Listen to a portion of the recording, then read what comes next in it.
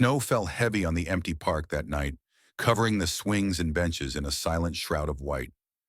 Beneath the slide, two little girls in torn pink sweaters curled together, whispering to a mother who could no longer answer. "Please, Mom." "We'll be good," one sobbed, her breath a cloud in the freezing air. They thought no one could hear. But at that very moment, Officer Silas Grant, weary from his midnight patrol, slowed his steps as his German shepherd, Valor, froze ears pricked, growling low. What Silas found in the snow wasn't just two abandoned children. It was the beginning of a truth that would break his heart and change his life forever. The wind carried with it the cruel bite of a Vermont winter, whistling down the narrow streets of Burlington as if it sought to remind everyone that warmth was a luxury, not a right. Snowflakes clung stubbornly to frosted windows and collected in heavy drifts along fences and porches.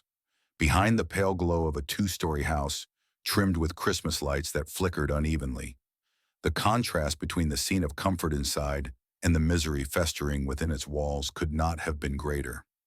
Inside that house lived the Monroe family, or at least what the world believed was a family. Candace Monroe, slender, sharply dressed in wool skirts and pearl earrings that always seemed a size too large for her thin neck, presided over the home like a conductor of a twisted symphony. Her voice, when she spoke to guests, carried honeyed tones of charm, but when turned on those she disdained, it became a cold whip of disdain. Candace had grown up the eldest daughter of a wealthy Boston family, accustomed to perfection, and perfection meant control. She despised anything that disrupted the neat image she crafted, a spotless home, a darling daughter praised in every breath, and her reputation polished like crystal. The twin girls were stains she never wanted and never intended to tolerate. Frank Monroe, her husband, was a man of bulk and silence. His shoulders had once been broad with the strength of a construction foreman, but years of beer and television had softened them. He had once known love, or something close to it, when he lived with Isabel Grant Lila and Hazel's mother. But Isabel's death in a car accident left him burdened with responsibility he neither wanted nor knew how to bear. He never raised a hand to the girls, but his passivity was its own cruelty. He had perfected the art of looking away at his plate, at the television, at the floor, whenever Candace's anger fell like sleet on the twins. And then there were the twins themselves. Lila and Hazel, 6 years old and so alike at first glance one might think them mirrors, yet entirely different upon a second look. Lila, the older by only 3 minutes, had wide brown eyes that brimmed with curiosity, even when fear tried to dim them. She was often the one to whisper courage to her sister, to hum soft lullabies their mother used to sing when nightmares kept them awake. Hazel, slighter in build, with a mop of chestnut curls always escaping from her braids, was more timid. Her eyes carried a fragile hope, a constant flicker searching for gentleness where there was none. Since their mother's death, the two clung to each other as if by holding tight they could create their own shelter from the storm. That evening, the house was dressed for celebration. Candles flickered on the dining table, porcelain plates gleamed, and a cake with pink frosting sat proudly at the center Ava's 7th birthday, Candace's daughter. Ava, clad in a satin princess dress and patent leather shoes that clicked proudly on the tile, was Candace's pride, her proof to the world that she could produce perfection. She reveled in every gift, every compliment, basking in the glow of attention. And each time her laughter rang out, Candace's eyes flicked toward the twins at the far end of the room, ensuring they understood their place, a part, unwanted, shadows in a house that did not want them. Candace had seated the twins at a rickety folding table near the back door, separate from the guests, their plates containing scraps and stale bread, while Ava was fed the largest drumstick dripping with butter sauce. To Lila and Hazel, hunger was a familiar companion, as was silence. They never dared complain. Yet tonight, fate chose to turn Candace's cold cruelty into something irreversible. The disaster came suddenly. Ava shrieked, clutching at her dress. "My game! It's gone!" "Ugh," she cried, referring to the brand-new purple handheld console her aunt had given her. Her voice, sharp and piercing, silenced the room. Guests glanced uncomfortably at one another. Candace's eyes narrowed, sweeping across the room like a predator scenting prey. It didn't take long for her to settle her gaze on the twins, who sat frozen in their seats, hands folded in their laps. Within minutes, Candace stormed upstairs, dragging Hazel and Lila behind her.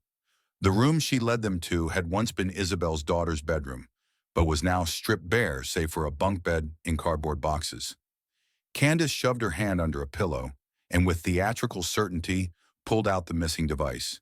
She held it aloft as though she had unearthed damning evidence in a courtroom. Lila's eyes widened, her voice breaking. "We didn't! We never touched it!" Hazel sobbed softly beside her, shaking her head desperately. But Frank appeared in the doorway, his arms crossed, eyes dull and cold. And then came the words that shattered the last fragile thread of hope in the twins' hearts. "She's not my daughter. Do what you want." He said it flatly as if disowning them was nothing more than muttering about the weather. Candace's lips curled into something triumphant. She seized the twins by their thin arms, ignoring their plea, and dragged them down the staircase. Guests pretended not to see. Frank adjusted his grip on his beer can, gaze fixed on the television. No one intervened. The front door burst open to a world of howling wind and snow, and Candace hurled the girls outside.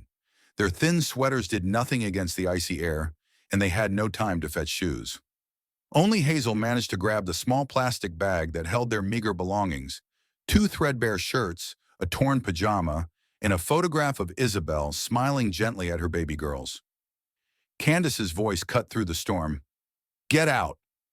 There's no place here for thieves." Ah, then the door slammed shut, leaving only silence and the storm. Snow immediately coated their bare feet, biting into their skin like shards of glass. The wind whipped through their hair, numbing their small fingers. Lila tightened her grip on Hazel's hand, whispering fiercely through trembling lips. "We'll be okay. Hold on. Just hold on." Hazel nodded weakly, her breath visible in short, ragged clouds. The street was empty. The house is dark. No one awake to hear their muffled cries. With nowhere else to turn, the girls trudged through the snow, step after painful step, until they stumbled into the open gates of a park. The park lay silent under the winter moon, the playground equipment glazed with frost, swings creaking softly as the wind brushed past. They crawled under the plastic slide, curling against each other, shivering uncontrollably. Hazel pressed her cheek against the bag that held their mother's photo. Lila, her voice barely audible, whispered into the night, "Mom, I'll be good. Please don't leave us." Far across town, Officer Silas Grant was making his rounds. At 40, Silas carried himself with the discipline of a man long accustomed to rules, yet his eyes betrayed weariness. His once black hair was peppered with streaks of gray, and deep lines etched his face, each one a story of nights spent alone after his wife's death. She had been the love of his life, lost too soon to illness. Since then, silence had been his only companion silence, and Valor. Valor, his German shepherd partner, was 6 years old, a muscular black and tan with intelligent amber eyes. Trained as a police K9, Valor was loyal to a fault, disciplined yet gentle with those who needed comfort. To strangers, he was a sentinel. To Silas, he was a last beating heart in his home, the one presence that steadied him when grief threatened to consume. Tonight, as their boots and paws crunched across the snow, Silas found his thoughts drifting. He remembered the warmth of his wife's laughter, the scent of her coffee in the mornings, and the ache of coming home to nothing but silence. Valor seemed to sense his master's melancholy, pressing his body closer, brushing Silas's hand with his cold nose, as though reminding him he wasn't alone. The park lay ahead, its trees skeletal against the moonlight, branches shaking like brittle bones.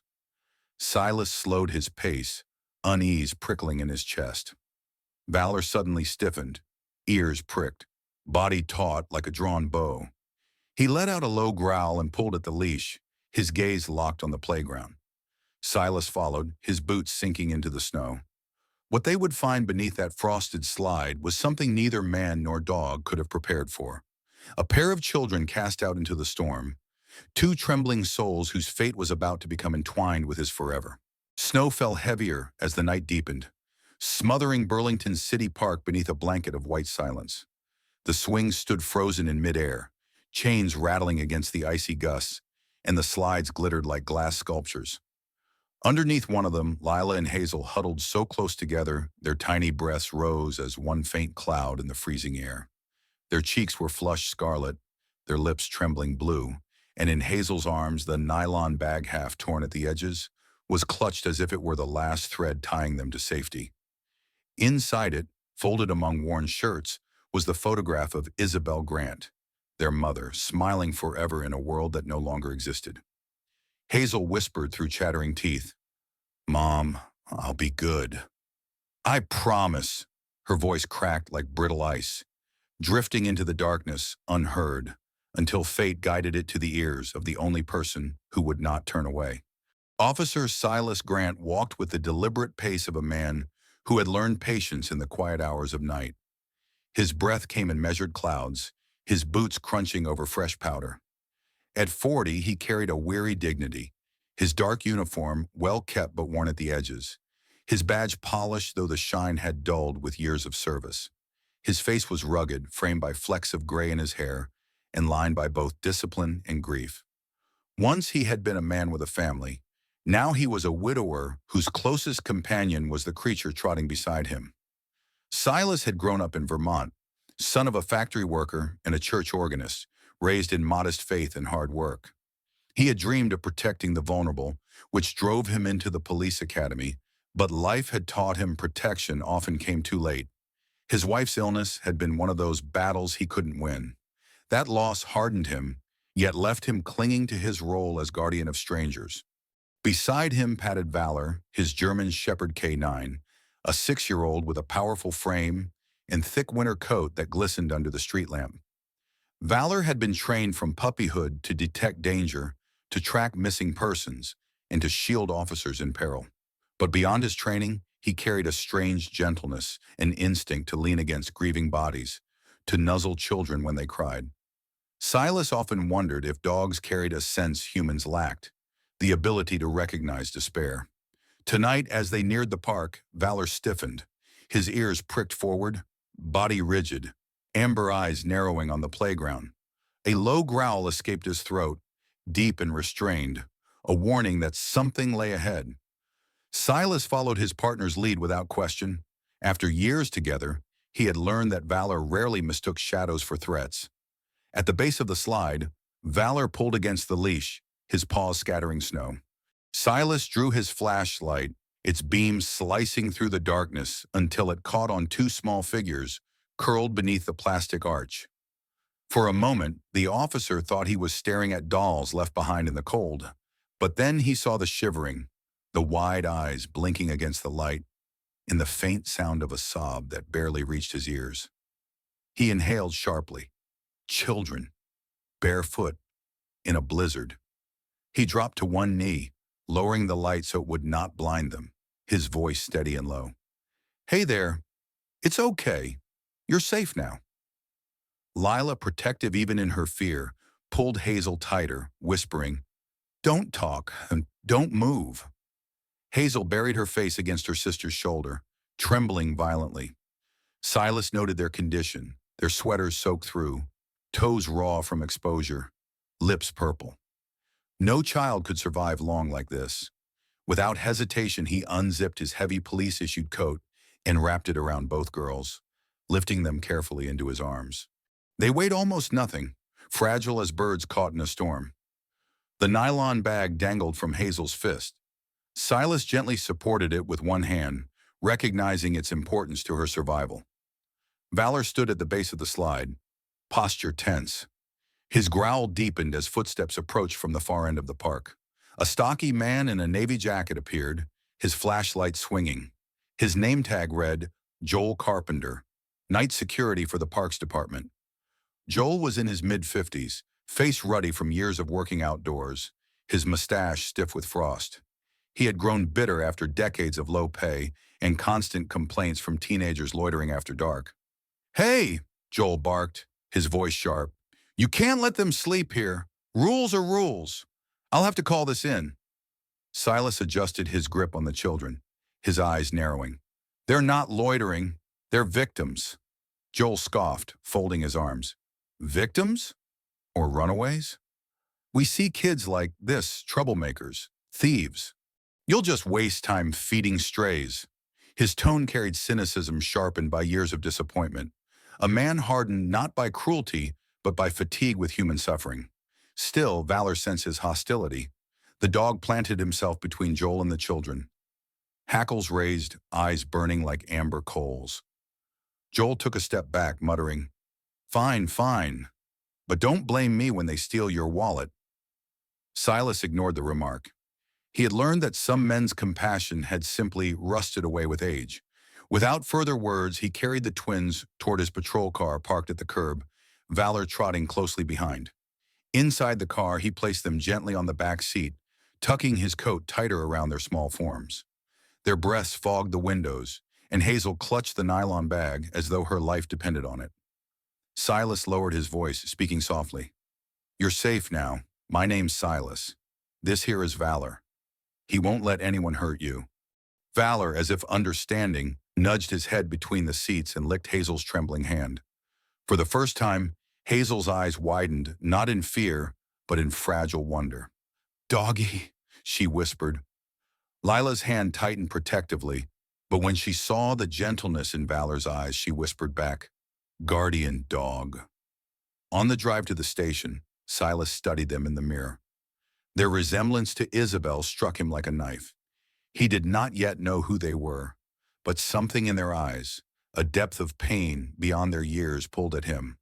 The headlights illuminated streets buried in snow, houses silent, the whole city asleep while two abandoned children began a new, uncertain journey. Silas's hands tightened on the steering wheel. He had seen many forms of cruelty in his career, but this children left to freeze in the dark was a wound deeper than most. At the precinct, a handful of officers remained on night duty. Among them was Officer Maria Hernandez, a 30-year-old patrol woman with dark hair tied back and a face softened by kindness even when exhaustion shadowed her eyes. Maria had grown up the eldest daughter of Mexican immigrants, balancing the weight of cultural expectations with the grit of surviving poverty. That past gave her an instinctive empathy for the vulnerable, particularly children. When Silas entered the lobby carrying the girls, Maria's eyes widened. "Good Lord, Silas, where did you find them?" "In the park," he replied simply. "No shoes, no coats. If we'd come an hour later—" He left the rest unsaid. Maria hurried to fetch blankets from the supply room, her hands quick but tender as she wrapped them around the girls. Hazel buried her face into the wool, while Lila finally let out a shaky sigh, as if surrendering for the first time. Valor paced nearby, tail lowered but alert, his eyes tracking every sound. A janitor entered to mop the wet floor, and Valor immediately stepped closer to the girls, blocking the stranger's view. Maria raised her brows. "Protective one, isn't he?" Silas gave a faint smile. "More than you know."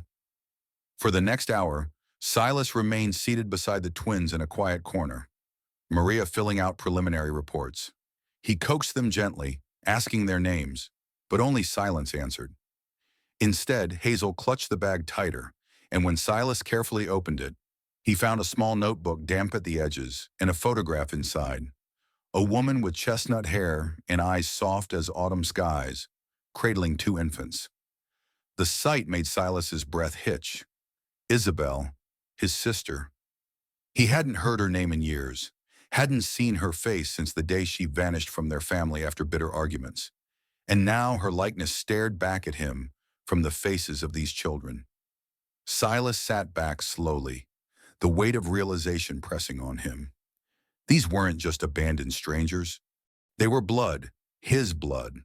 The storm outside howled against the windows, but inside a new storm gathered in his chest, grief for the sister he had lost, and a fierce, protective fire for the niece's fate had thrown into his arms. The precinct's lobby was unusually quiet in the early hours, the fluorescent lights buzzing faintly against the hum of the heating system that worked overtime to push back the chill of the storm outside. Snow pelted the frosted windows, blurring the world into an endless white haze. Within that cocoon of silence, two small figures huddled under woolen blankets on a worn leather bench. Their breaths came soft and shallow, their cheeks still flushed from exposure. Lila clutched Hazel's hand even in sleep, her arm wrapped tight as though any loosened grip might result in losing her sister forever. At their feet lay the nylon bag, damp and frayed, its zipper barely holding together. To the casual eye, it was nothing more than refuse. To them, it was everything left of their world.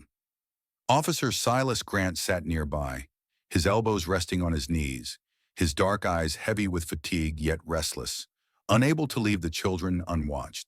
He had changed from his patrol coat into a standard station jacket, but his tall frame still carried the commanding presence of a man hardened by discipline. A flicker of something long buried pulled at him each time his gaze fell on the twins' fragile faces. He had seen suffering in his career, but never with such clarity, never with such reflection of his own blood staring back. He had not yet spoken this realization aloud, not even to himself, but he felt it growing, undeniable as the tide. Valor lay stretched across the floor between the children in the hallway, his black and tan coat rising and falling with steady breaths. He had positioned himself like a sentry, head resting on his paws, but his amber eyes never fully closed. Now and then, the muscles in his body twitched at the faintest sound, but when Hazel stirred restlessly, Valor's ears flicked back, and he pressed closer, his warm body shielding hers. She murmured something half asleep. "Guardian dog," her lips curling faintly. Lila, half awake, echoed the whisper with a tired smile.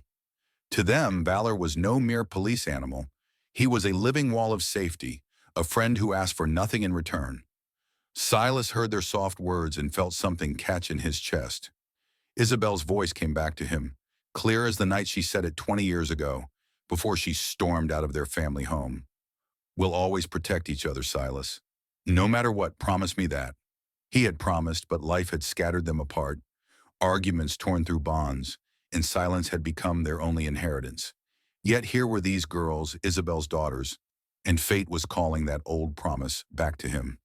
He reached toward the nylon bag and unzipped it carefully so as not to wake them. Inside were the pitiful belongings of two children cast aside, thin shirts, socks rolled into a ball, a handkerchief, and at the bottom, a small notebook with softened edges.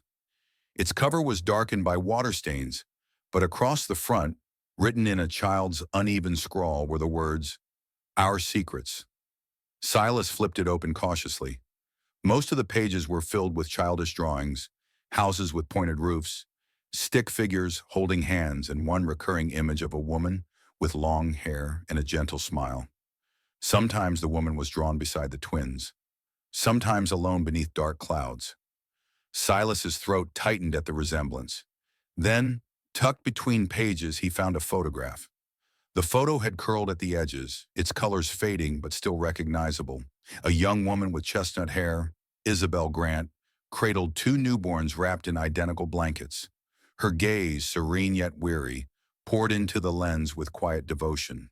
For a moment, the station around Silas seemed to vanish. It was Isabel as he remembered her before bitterness, before exile, her softness, her defiance, her determination to hold her children against all odds. He brushed his thumb across the photo and felt his breath falter. "Isabel," he whispered, as though the name alone might summon her back. At that moment, Officer Maria Hernandez reappeared from the records room, her dark hair pulled into a tired bun, a styrofoam cup of coffee in one hand. Her brown eyes caught the glint of the photograph, and her expression softened. "Family?" she asked quietly, lowering her voice so as not to wake the girls. Silas looked at her, conflicted, then nodded slowly. "My sister. She disappeared years ago. No one knew what happened. I thought she left for good." He exhaled heavily, gripping the picture. "These girls, they're hers." Maria sat beside him, her own weariness reflected in the slump of her shoulders. At 30, she carried herself with quiet resilience, a product of years navigating two worlds, the traditions of her immigrant parents and the hard realities of American streets. She had seen too many children fall through cracks, too many systems fail them. "Then it's no accident you found them," she said gently. "Maybe it's her way of finding her way back to you." Her words carried the weight of someone who believed in fate even when evidence rarely supported it. Silas didn't answer immediately. His eyes were fixed on Lila and Hazel, now resting more peacefully, Valor's head rising and falling beside them like a watchful guardian. He thought of Isabel's last words to him in that kitchen, the way she clutched her belly and insisted, "She's not a mistake." He had been too young, too stubborn to stand by her then. But now he was no longer young, no longer stubborn. He was simply a man with two fragile lives in his care, and the echo of his sister's voice demanding that he keep his promise. Hours later, as dawn broke, pale and weak through the station windows, the girls stirred. Lila blinked awake first, her eyes darting nervously until they landed on Valor. The dog wagged his tail once, slow and reassuring, and she relaxed slightly. Hazel clutched the photo Silas had returned to her bag during the night. She didn't speak, but she leaned against Lila's shoulder, and for the first time since he had met them, Silas saw a flicker of trust in their gaze. Just then, the desk sergeant stepped in. Henry Collins, a man in his late 50s with thinning blonde hair and a perpetually weary expression. Henry had worked the Burlington precinct for 3 decades, his body thickened by sedentary years, his heart still gentle beneath a crust of bureaucracy. He had once lost a nephew to the foster system, a wound that left him skeptical of procedures meant to protect children. He eyed the twins, then Silas, his tone pragmatic. If they've got no legal guardian willing to claim them, child services will be called. You know how this goes. Silas straightened, his jaw tightening. Not yet. Give me some time. Henry studied him, then the girls, and sighed, scratching his chin. You've got until noon. After that, the paperwork takes over. He left without another word. Maria leaned closer. You know the system, Silas. If you want to keep them safe, you'll need more than good intentions. You'll need proof. Silas nodded, determination settling over him. He glanced at the notebook again, at the photo, at the two faces sleeping side by side. Proof was already in his hands. He just needed to show the world that these children belonged to him, because they had always belonged to Isabel, and Isabel had always belonged to him. That morning, he sat with the girls, Valor stretched between them. Slowly, gently, he asked their names.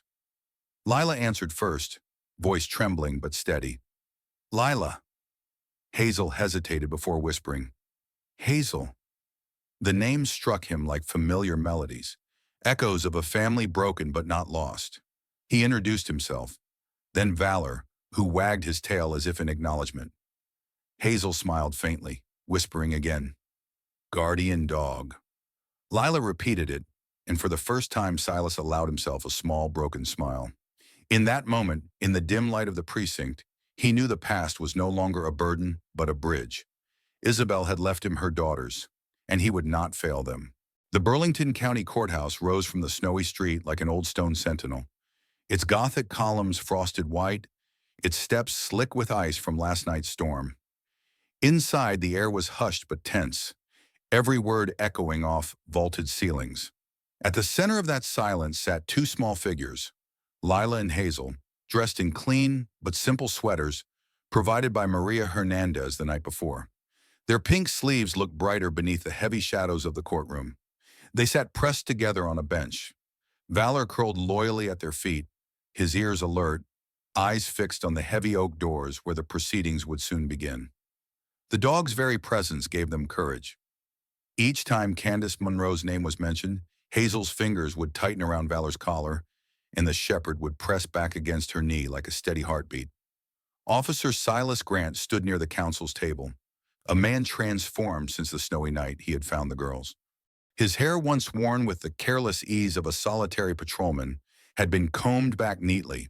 His dark suit, though modest, carried the dignity of someone who had chosen to stand where family must. Yet beneath his calm exterior was the weight of memory. Isabel's letter folded in his jacket pocket, the photograph of her smiling with two newborns tucked into his folder. Today was not just a legal battle, it was his chance to finally make good on a promise. Across the aisle, Candace Monroe entered with calculated poise. In her early 40s, she carried herself with the rehearsed elegance of a woman who once thrived on the suburban admiration. Her blonde hair gleamed under the light, Her navy dress cut sharp and respectable, but her eyes, cold blue and piercing, betrayed the steel of control she refused to surrender. At her side lumbered Frank Monroe, broad-shouldered but slouched, his face ashen, his silence as telling as any confession. He wore a wrinkled gray suit and avoided meeting the children's eyes. If Candace's weapon was performance, Frank's was indifference. The judge presiding was Eleanor Whitaker, a woman in her late 50s with silver-streaked hair pulled into a low bun.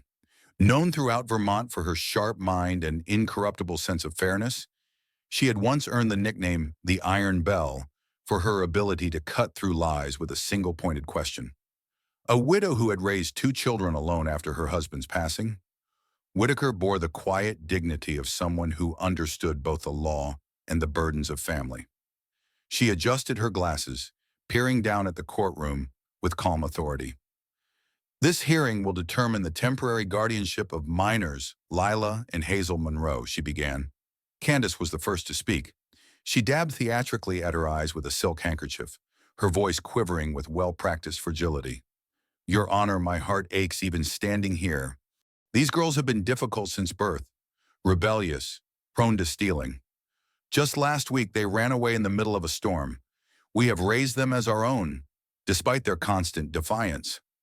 She gestured toward Frank, who nodded solemnly but said nothing. The performance was flawless to the untrained eye, but Valor gave a low growl, his fur bristling, as if detecting the deception in her tone. Silas's attorney, a meticulous man named Caleb Turner, rose. Caleb was in his early 40s, tall and slender, with dark-rimmed glasses and the weary patience of someone who had spent years fighting uphill battles for children no one else would defend. His voice was steady but sharp. Your Honor, what Mrs. Monroe calls rebellion, others call survival. He placed a folder on the table, opening it to reveal reports and statements. We have testimony from neighbors, teachers, and medical evaluations that paint a very different picture. The first witness was Mrs. Clara Hensley, a retired nurse in her late 60s with kind eyes hidden behind thick spectacles. She shuffled to the stand in her winter coat, her breath still carrying the chill of the outside air. I've lived next door to the Monroes for 15 years, she began. I saw those girls put out into the cold more than once. One night last February, little Hazel was left sitting on the porch for hours in nothing but a t-shirt. I tried to give her water in the summer, but she was too scared to take it. That's not mischief, that's fear. Candace's smile cracked slightly, but she quickly forced it back into place, her fingers tightening around the handkerchief. Frank shifted uncomfortably, his silence growing heavier with every word. Next came Miss Janine O'Connor, the girl's second-grade teacher. A woman in her 30s with auburn hair and a gentle manner, Janine carried the exhaustion of educators who love their students more than the system allows. Lila and Hazel were bright students, she testified, but often they came to school in dirty clothes smelling of grease. Lila once fell asleep on her desk because she hadn't eaten. I sent letters home, but never got a response. Her voice wavered as she looked at the girls. They never caused trouble. They only tried to disappear into the background. The courtroom murmured with disapproval, whispers cutting like knives through Candace's composure. Judge Whitaker raised a hand for silence, her expression unreadable but her eyes glinting with attention. Finally, Caleb turned to Hazel, who sat small and trembling at Silas's side. Valor nudged her knee, a silent encouragement. Hazel looked up at the judge, her eyes wide and shimmering. Her voice was barely audible at first. We didn't run away. Hazel pointed at Candace with a shaking hand. She threw us out. She said we were thieves, but we didn't take anything. Tears slipped down her cheeks. We just wanted to be good. A hush fell. For a child's testimony, fragile as glass, carried a weight no adult's lie could erase. Whitaker leaned forward slightly. Thank you, Hazel, she said gently, her voice softening just enough to steady the girl. Then came the turning point no one expected. Caleb called Ava Monroe to the stand, Candace's biological daughter, just 7 years old. Dressed in a pristine blue dress, her hair braided neatly, Ava clutched a small stuffed rabbit in her hand as she walked hesitantly to the front. Candace's face paled, her lips pressing into a thin line. Ava looked at her mother, then down at her shoes. Mom told me, Her voice shook.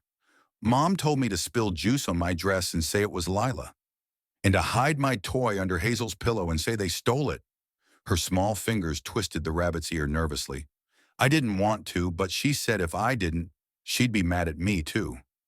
The courtroom froze. Candace leapt to her feet, her voice shrill. She doesn't know what she's saying. She's confused, manipulated by Mrs. Monroe. Judge Whitaker's voice cut sharp as steel. Sit down. Candace faltered, collapsing into her chair, her face flushed with fury. Frank buried his face in his hands, his shoulders slumping as though the weight of years had finally pressed him down. Valor gave a sharp bark, startling in the silence, as if punctuating the moment of truth.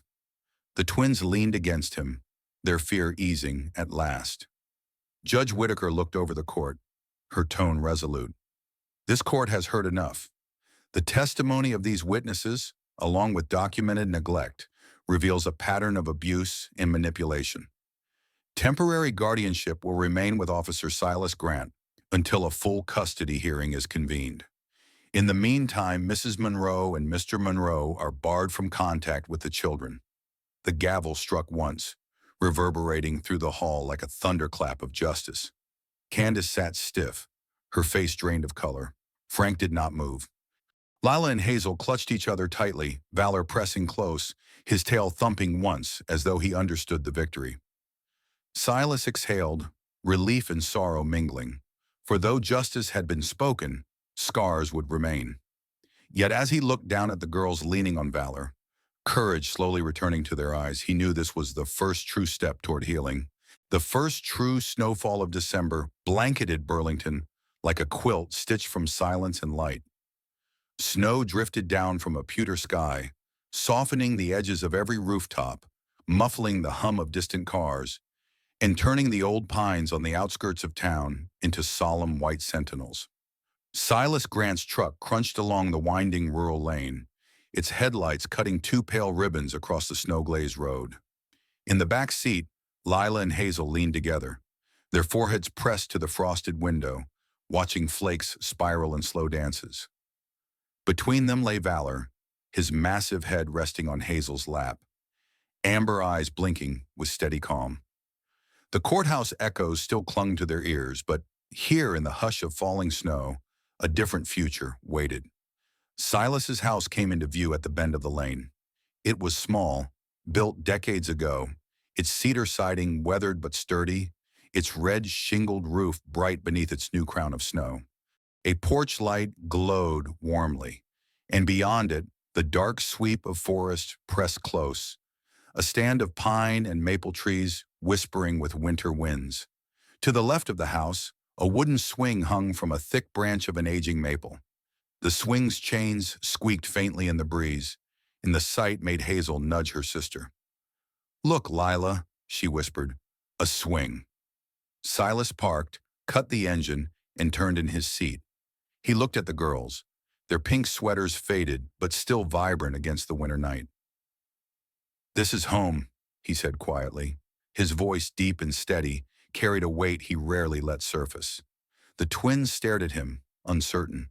Home was a word they had been denied for too long, used only in whispers and drawings. Valor gave a low huff, as though urging them forward. Inside, warmth wrapped around them.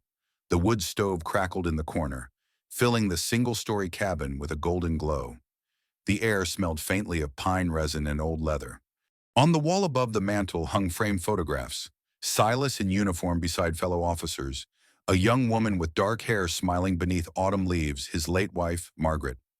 Her absence had carved a hollowness into Silas's life, a hollow he had filled only with Valor's companionship and long patrols and cold nights. But tonight, for the first time in years, the house felt less like a mausoleum and more like a beginning. The twins stood by the door, hesitant, their boots dripping melted snow onto the mat. Silas crouched to their level, his rough hands extended. "You can go anywhere you like. The bedroom at the end of the hall, it's yours now. No locks, no rules meant to break you. Just your space." His voice faltered slightly, the memory of Isabel pressing close. "And I'll be here, always." Lila bit her lip, glancing at Hazel. Then with a tiny breath, Hazel whispered, "Dad?" The word was fragile, barely born, but it filled the cabin like the toll of a bell. Silas blinked hard, his throat tightening. He nodded once, his hand trembling as he placed it gently over hers. "Yes," he managed. "Dad." Valor wagged his tail sharply, as though sealing the promise. Over the following days, the cabin transformed.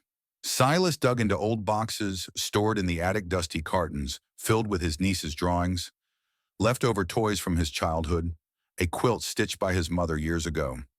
He painted the girls' room a pale sky blue, placed twin beds by the window overlooking the maple swing, and set a small lamp shaped like a star on the nightstand. The girls added their touches. Hazel placed the photograph of Isabel on the shelf, while Lila carefully taped their worn notebook to the inside of the closet door, whispering, "So Mom can see us every day." Valor became their shadow. He padded behind them into the woods, chased after the snowballs they threw clumsily, and lay sprawled across the floor at night, guarding their dreams. Lila called him Guardian Dog, and the name stuck. Once, when a storm rattled the shutters and Hazel grew afraid, Valor climbed onto the rug by her bed, resting his chin on the edge of her blanket until she drifted into sleep. Silas watched from the doorway, his chest aching with a kind of gratitude he had almost forgotten was possible. In town, whispers about the trial followed them, but Silas ignored them. He had no patience for the gossip of neighbors who had once looked away when Candace's cruelty unfolded in plain sight. Instead, he focused on routine breakfasts of oatmeal and hot cocoa, afternoons building snow forts, evenings reading books by the fire. Each laugh from the girls chipped away at the silence that had haunted his home. One evening, as twilight painted the snow lavender, the twins insisted on playing outside despite the biting cold. Silas bundled them in new coats he had bought from a small shop in Burlington, a simple gift that made their eyes widen as though they had been handed treasure. Out in the yard, Hazel hurled a snowball that hit Valor squarely on the muzzle. The shepherd barked once, sprang forward and sent both girls tumbling into the snow, squealing with laughter. Silas leaned on the porch rail, arms crossed, the corners of his mouth lifting into the first true smile he had allowed himself in years. Later that night, after the girls were asleep, Silas sat at the kitchen table with a chisel and a block of cedar. His hands, calloused from decades of service, worked carefully, carving letters into a plank. By dawn, the sign was complete. He hammered it onto the wooden gate at the edge of the property, his breath rising in clouds against the morning frost. The words read, "Here, every child deserves to be loved." When the girls saw it, they stood in silence for a long moment, snowflakes catching in their hair. Then Lila hugged his waist, Hazel following, their small arms wrapping around him with a fierce certainty. For the first time, Silas felt Isabel's absence ease, not vanish, but soften into something bearable. He whispered under his breath, "I kept my promise, Izzy." The winter stretched on, but in the small cabin under the Vermont pines, warmth lived again. The laughter of children, the steady thump of a dog's tail, the quiet strength of a man learning to be a father together. They built something stronger than walls or laws. They built a home. As the snow kept falling outside that little Vermont cabin, two girls finally learned what it meant to be safe, to be wanted, to be home. And perhaps that is the truth all of us carry somewhere deep inside. No child should ever have to earn love. It should be given freely, without question, without condition. Maybe you too have once felt like Lila and Hazel, lost in the cold. Or maybe you have been the Silas in someone's life, choosing not to turn away, choosing to stand guard when it mattered most. Whoever you are, I hope this story reminds you that one act of kindness, steady and real, can change an entire future. I would love to hear your thoughts. Have you ever met someone who became that safe place for you? Or perhaps you were that guiding light for someone else? Share your story in the comments. And if this story touched your heart, please like the video and follow the channel so together we can keep bringing more stories of love, hope, and second chances to light.